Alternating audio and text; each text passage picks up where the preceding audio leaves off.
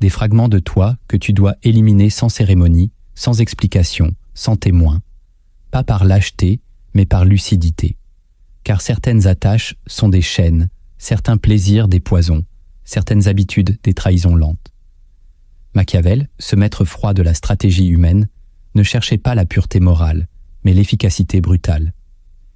Il aurait supprimé, sans trembler, tout ce qui l'empêchait de voir clair, d'agir juste, de régner en paix. Et il ne t'aurait pas demandé ton avis.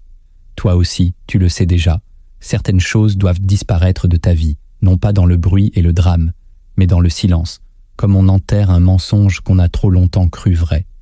Ce que tu retires sans prévenir devient une force que personne ne peut détourner. Et toi, es-tu prêt à devenir impitoyable avec ce qui te ralentit ? Écris en commentaire. Je suis prêt à supprimer sans prévenir. Abonne-toi, aime cette vidéo et reste jusqu'à la fin. Une révélation t'attend. Une vérité que Machiavel ne disait qu'à ceux qui savaient déjà écouter dans le silence. Niccolò Machiavel est né à une époque où l'Italie n'était qu'un champ de ruines politiques, tiraillé entre papes, princes et empires. Il a grandi dans le chaos, au cœur des trahisons, des retournements de pouvoir et des illusions morales. Ce n'était pas un philosophe de salon, mais un secrétaire du réel, un observateur des coulisses du pouvoir, là où les masques tombent et où l'homme nu révèle sa nature. Dans Le Prince, il n'a pas cherché à édifier, mais à décrire, avec froideur, ce que les hommes font vraiment quand personne ne les regarde. Il a compris que le pouvoir ne tolère pas les fardeaux inutiles, émotions mal placées, loyauté suicidaire, excuses morales, confort répété. Tout cela devait être supprimé sans bruit. Avec le temps, cette lucidité a été déformée, diabolisée ou édulcorée. On a voulu faire de Machiavel un monstre ou un cynique, alors qu'il n'était qu'un chirurgien de l'âme politique. Aujourd'hui, dans un monde saturé de distractions, de complaisance et de faux-semblants, redécouvrir ce que Machiavel aurait retiré de sa propre vie devient un acte de libération. Ce n'est pas la cruauté qui parle ici, mais la nécessité, celle d'une vie sans chaînes invisibles, sans fardeau déguisé en fidélité, sans illusions entretenues par confort. La philosophie de Machiavel, loin d'être un appel au mal, est une invitation à la clarté intérieure, brutale mais libératrice. Si tu veux voir clair, il faut d'abord éliminer ce qui brouille ta vision. Machiavel ne perdait pas son temps à combattre ses ennemis visibles. Il commençait par neutraliser ses propres chaînes. Voici 10 éléments qu'il aurait supprimés sans bruit, 10 faiblesses qu'il aurait rayées de sa vie dans le silence le plus stratégique. Le premier élément que Machiavel supprimerait immédiatement de sa vie, c'est la justification émotionnelle. Car s'expliquer à partir de ses sentiments, c'est déjà abdiquer. C'est admettre que ton moteur n'est pas la vision, mais la réaction. Chaque fois que tu dis « j'ai fait ça parce que je me sentais », tu étires devant les autres une corde sensible qu'ils apprendront à tirer contre toi. L'homme stratégique ne donne pas accès à ses émotions comme à une place publique. Il ressent, certes, mais il décide en silence. Machiavel savait que la compassion pouvait être utilisée contre le stratège, que la vulnérabilité verbalisée devenait une arme aux mains de ceux qui écoutent sans amour. Il ne s'agit pas de devenir froid, mais de devenir illisible. Tant que tu ressens le besoin de te justifier en évoquant ton mal-être, ton passé, ton stress, ton cœur, tu restes prisonnier de la scène émotionnelle. Tu transformes chaque décision en plaidoirie, chaque action en défense, chaque repli en supplication. Le prince, lui, agit. Il pèse, tranche, s'ajuste, mais ne s'excuse pas d'avoir ressenti ce qu'il a ressenti. Il retire le pathos de l'équation. Il se libère de ce besoin d'être compris. La justification émotionnelle est un luxe que l'on s'offre quand on ne veut pas vraiment changer. Elle te donne l'illusion d'être vrai, alors qu'elle ne fait que maintenir ton impuissance. Tu n'as pas à expliquer pourquoi tu coupes un lien, pourquoi tu t'éloignes, pourquoi tu changes de route. Ceux qui t'aiment vraiment n'ont pas besoin d'explication. Et ceux qui te manipulaient en réclameront toujours. Machiavel aurait tranché ce cordon en silence. Et toi, combien d'actions as-tu déjà abandonnées parce que tu craignais de ne pas pouvoir expliquer tes émotions correctement? Tant que tu ne supprimes pas cette dépendance à la justification affective, tu ne peux pas régner sur toi-même. Le deuxième élément que Machiavel supprimerait sans prévenir, c'est l'attente d'approbation. C'est la forme la plus douce de servitude mentale. Tant que tu regardes derrière toi pour voir si l'on te suit, tu n'es pas un guide, tu es un captif. L'approbation, c'est la nouvelle drogue du faible. Elle flatte l'ego tout en castrant la décision. Machiavel savait que gouverner, c'est parfois être haï, parfois incompris, souvent jugé. Et il ne cherchait pas à plaire, il cherchait à être respecté. Il savait que l'homme qui veut plaire à tous devient esclave de chacun.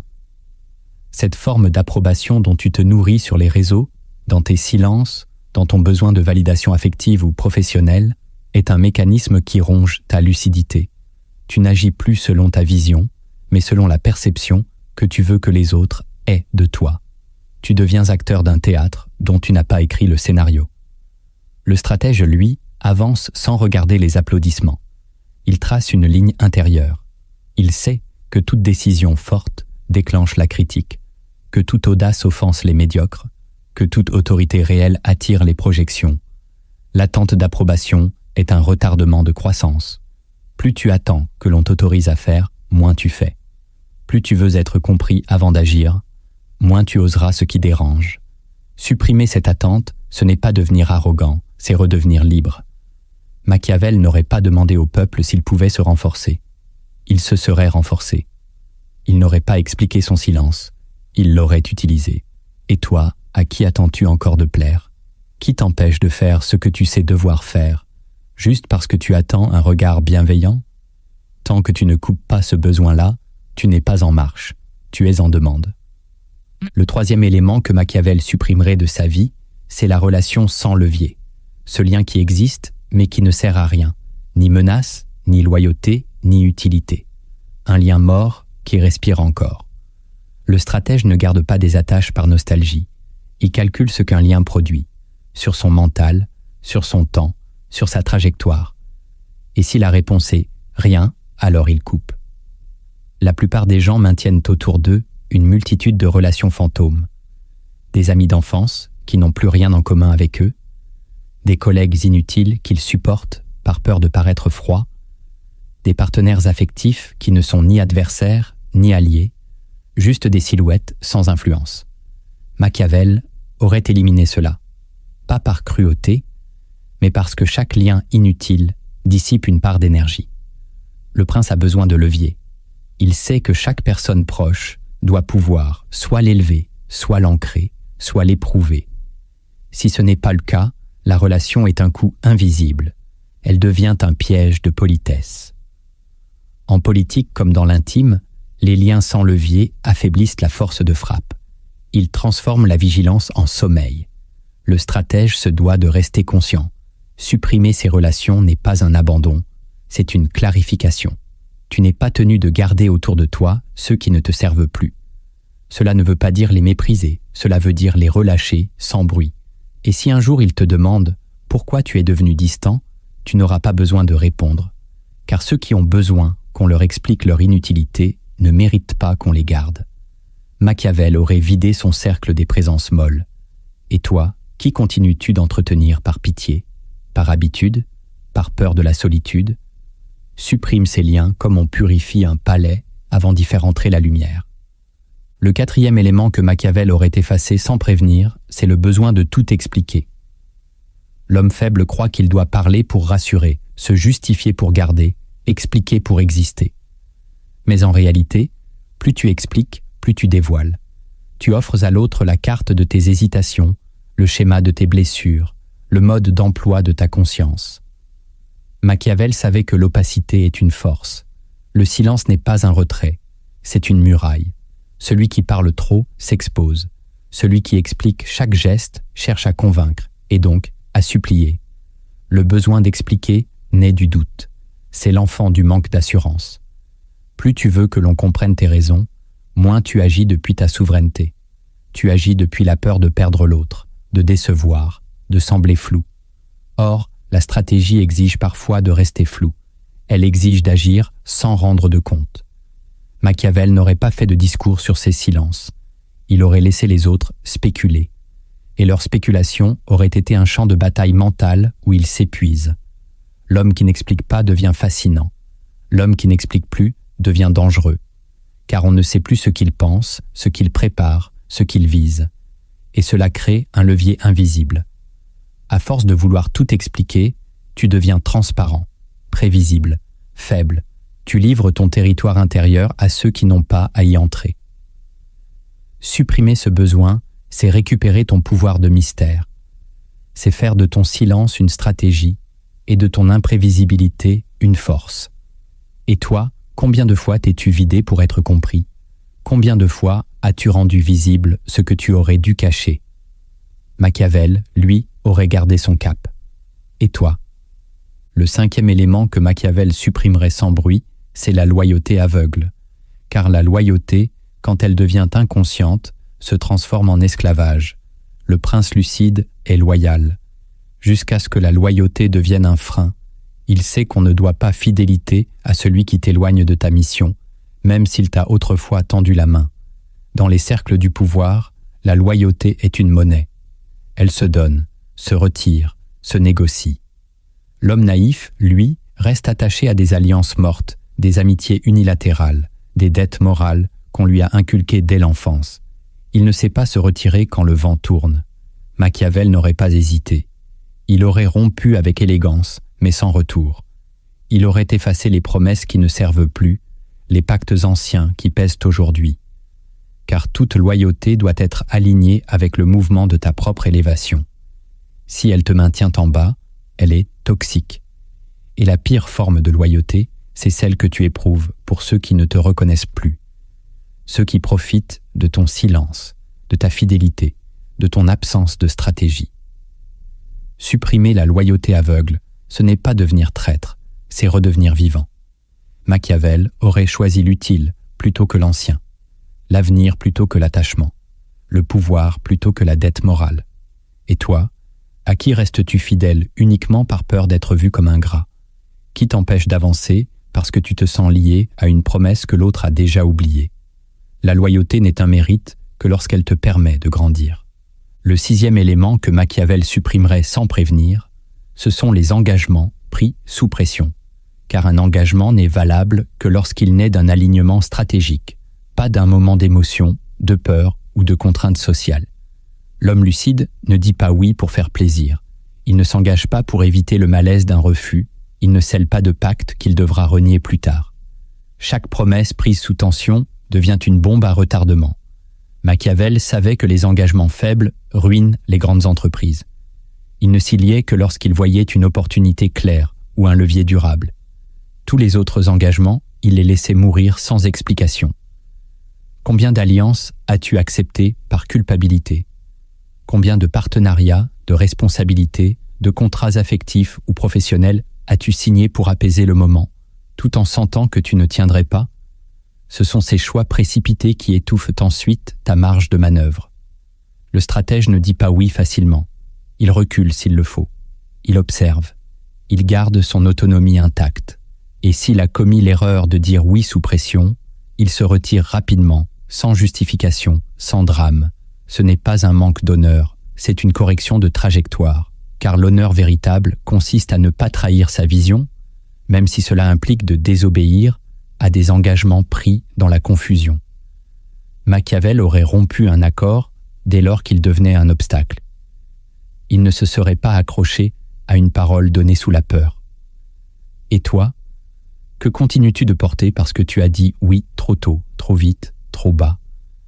Supprimer ces engagements mal enracinés, c'est te libérer de promesses qui t'empoisonnent doucement. C'est apprendre à dire non sans avoir à t'expliquer. C'est reprendre le contrôle de ton calendrier, de ton énergie, de ton ascension. Le 7e élément que Machiavel supprimerait en silence, c'est la dépendance aux routines rassurantes. Ces gestes répétés qui donnent l'illusion de sécurité, mais qui t'endorment intérieurement. Machiavel ne confondait pas stabilité et stagnation. Il savait que l'homme qui répète les mêmes choses chaque jour finit par cesser de penser. Il n'y a rien de plus dangereux qu'une habitude qui ne sert plus, mais qui continue d'exister par simple confort. Les routines peuvent être des rituels d'efficacité, ou des prisons invisibles. Tu crois t'organiser, mais tu te crées des murs. Tu crois te discipliner, mais tu t'interdis l'imprévu, l'adaptation, la finesse stratégique. Le prince a besoin de souplesse mentale, de plasticité. Il ne s'attache pas à une manière de faire, mais à un but.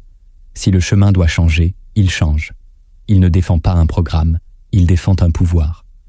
Machiavel aurait scruté ses habitudes comme un espion. Il aurait gardé celles qui le renforcent, supprimé celles qui l'anesthésient. Et il l'aurait fait sans prévenir, sans dire « je vais changer ». Il aurait changé. Et toi, combien de choses fais-tu chaque jour uniquement parce qu'elles te rassurent? Combien de gestes, de pensées, de réactions, de mots reproduis-tu sans te demander s'ils te rapprochent vraiment de ton objectif? Supprimer ces routines stériles, c'est te reconnecter à la tension vitale du mouvement. C'est briser le lit tiède où s'endort ton autorité intérieure. C'est réveiller en toi l'œil qui observe, l'esprit qui ajuste, la main qui tranche. Le 8e élément que Machiavel supprimerait sans jamais en parler, c'est l'indignation théâtrale. Cette posture morale qui donne l'illusion de supériorité, mais qui masque une impuissance à agir. L'indignation, quand elle devient spectacle, est un refuge pour ceux qui ne veulent pas affronter la réalité. Elle permet de crier sans transformer, de juger sans construire, de pointer les autres pour éviter de se regarder. Machiavel savait que les cris ne changent pas les règles du jeu. Il savait que les vertueux bruyants sont souvent des acteurs apeurés, trop faibles pour affronter le monde tel qu'il est. Le stratège ne s'indigne pas, il analyse. Il ne pleure pas sur l'injustice. Il se demande comment s'en protéger. L'indignation théâtrale est une mise en scène de pureté. Elle flatte l'ego, mais elle ne produit rien. Pire encore, elle affaiblit. Elle te fait croire que tu agis alors que tu t'épuises dans le bruit. Supprimer cette habitude, c'est sortir du besoin de se montrer bon. C'est accepter d'être lucide plutôt que populaire. C'est regarder le monde sans filtre moral, pour mieux le comprendre, mieux s'y mouvoir, mieux le déjouer. Machiavel n'aurait pas perdu son temps à condamner hautement ceux qui trahissent, manipulent ou dominent. Il les aurait observés, il aurait appris d'eux, et il aurait avancé, sans applaudir ni huer. Et toi, combien de fois as-tu élevé la voix pour dénoncer ce que tu refuses en toi? Supprimer cette indignation, ce n'est pas devenir insensible, c'est devenir opérant.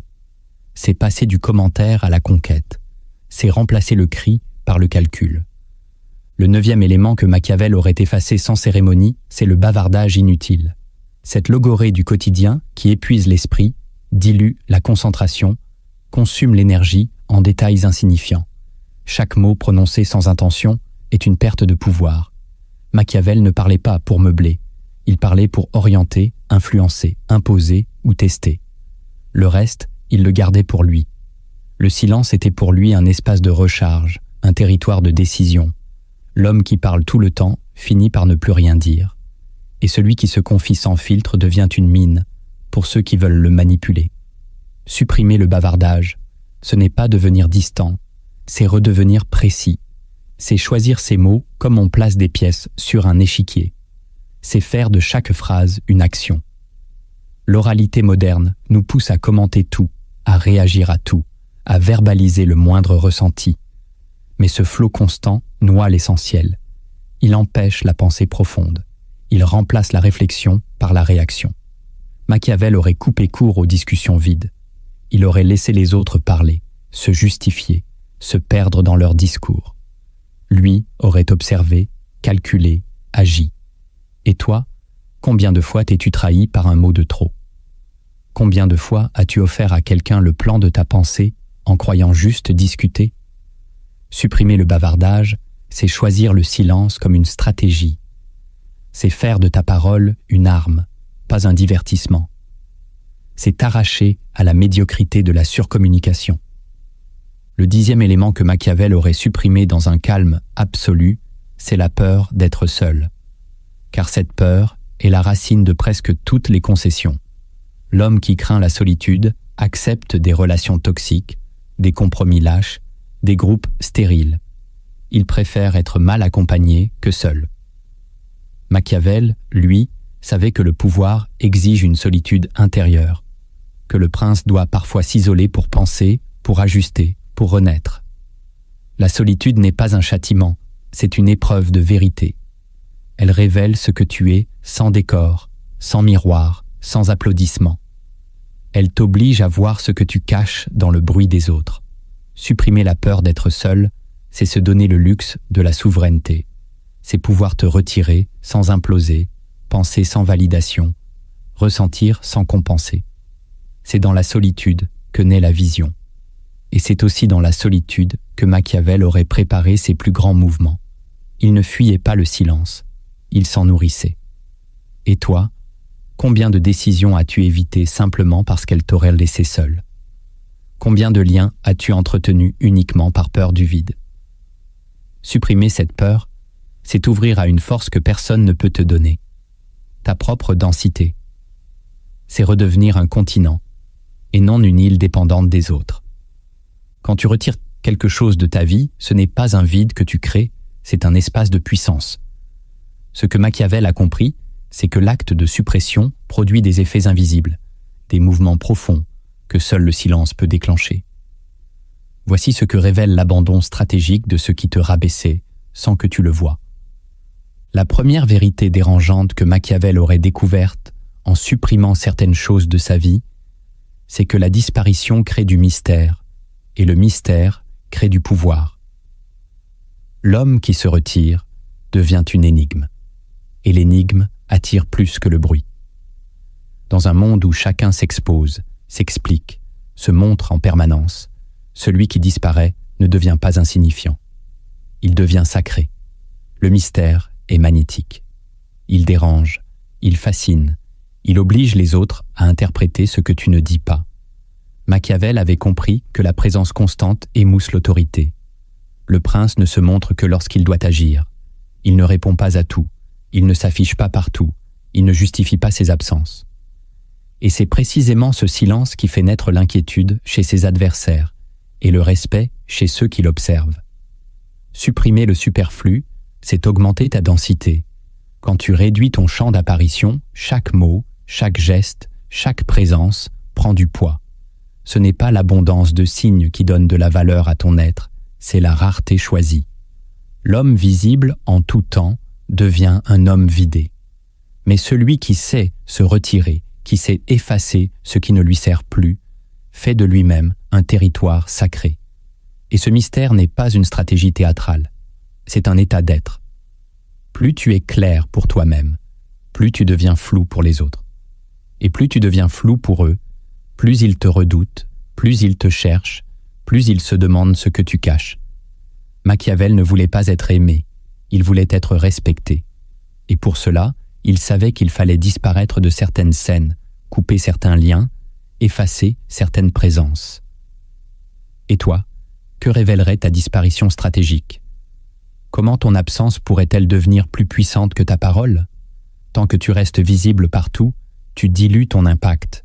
Supprimer, c'est devenir insaisissable. La deuxième vérité dérangeante que Machiavel aurait découvert, c'est que le vide laissé par l'absence révèle la fausse importance de beaucoup de choses. Il suffit parfois de se retirer d'un groupe, d'un lien, d'un cercle, pour voir à quel point on y tenait plus par habitude que par nécessité. L'absence est une lumière crue.